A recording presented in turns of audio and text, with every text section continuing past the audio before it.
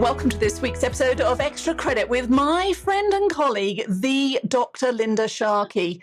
4 books written by her name, New York Times bestseller, outstanding executive coach, and all-round leadership and executive development guru. She is my go-to woman.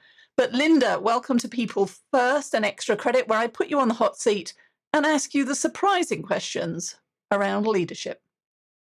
Okay. All right. A great leader is one who? A great leader is one who has resilience, who has purpose, who is able to develop teams, and those are teams that are not necessarily direct line of report, but are focused around achieving some particular goal, who understand organizational culture, and who have an actual human resource bent. They spend a majority of their time thinking about their people as opposed to thinking about their balance sheet. Ooh, thinking about the people, not just the balance sheet. I love it. If I'm considering working with an executive coach, one thing that I need to consider to get the right fit. Okay, so I was talking to somebody about this yesterday. I'm going to give you a sort of a not truncated answer. Over the last 20-some years, or let's say 30-some years, executive coaching has been this amorphous thing in organizations. And I know this because I used to run executive coaching for very big companies. And there's a gamut of all sorts of people.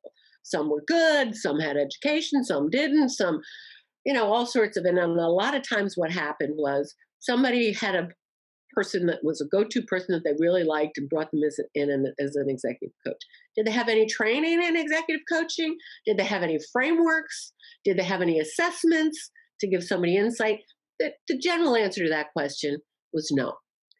And for me, executive coaching, to pick an executive coach, you have to know, first of all, you have to have a connection with them. You have to have an emotional and personal connection. That is very important. The second thing is you have to understand what kind of tools that they use that can give you insight. What kinds of measurements are you both going to collectively agree on to determine, are you making progress? And there are, by the way, there are a lot of tools and measurements that one can use to show progress.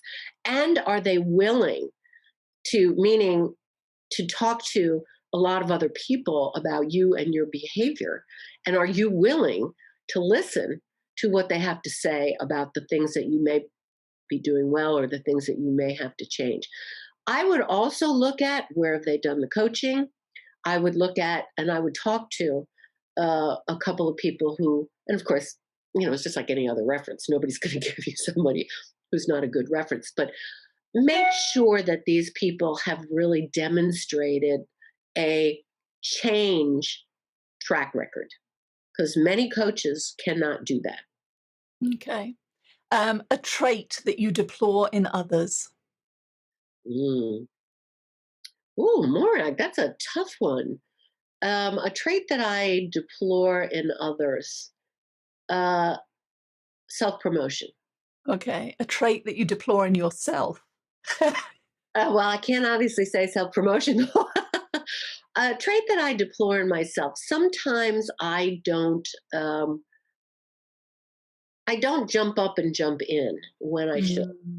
And so I think I've had some missed opportunities as a result of that. And part of that is a connection with what's been going on in the world at this particular moment. But, that's a tough question. It is a tough question. All right. Something that you are never without. Something that I am never without. Something to read. Ooh, okay. Are you a book or are you a digital reader, or it doesn't matter? It doesn't really matter. I probably read more on my cell phone because I always have that somewhere with me. Okay, so 2 things you always have with you. All right, my last question then. 3 words. 3 words that you hope others use to describe you at your best. Insightful, fun, and a listener. On that note, Linda, thank you for joining me on Extra Credit. Okay. Thanks, Morag. It was great. Appreciate it. Appreciate you having me.